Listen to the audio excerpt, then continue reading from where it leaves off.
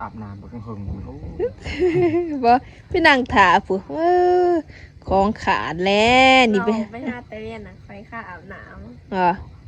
ไปจอดช่องเถื่อมาแต่ที่ชามไปจะพอมันมาจะหาย บ่ มันมาแต่โอ้ยมันเตะเบียดเลยทีหนึ่งเนี่ย ตัวข้างมันแล้วตอนมันหมกหักไปห้ามัน บ่วันนี้ไปจอบเนาะบัดนี้เนาะ ำเราไปหาวัดเถื่อนนะ น่ะ ปริน้ำมัน เมเฒ่าบ่ว่าหยังบ่ล่ะเมเฒ่าบ่เฒ่า น้องให้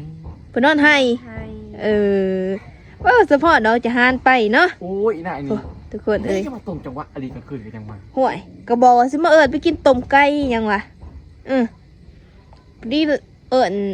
อันนั้นจะว่าบ่อยู่เฮือนไปกลางบ้านแล้ว ผม วะ ไม่ได้ไปดอกนะก็เลยว่าเมื่อทางผีพอดีมาพอกันมันคอยเมื่อทางนี้ก็บ่เห็นเจ้าไปหามัน เออ ตัวข้างมันบอกครับ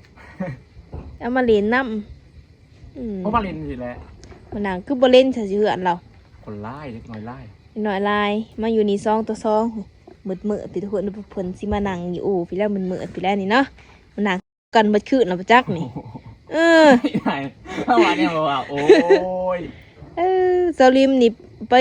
อยู่นอกอยู่หน้านี่บ่คืออยู่กับบ่าวสุกเนาะเป็นงามขึ้นได้เดี๋ยวนี่อยู่กับบ่าวสุกนี่ ตอนนั้นไปหาเฮาตอนนั้นไปบุญ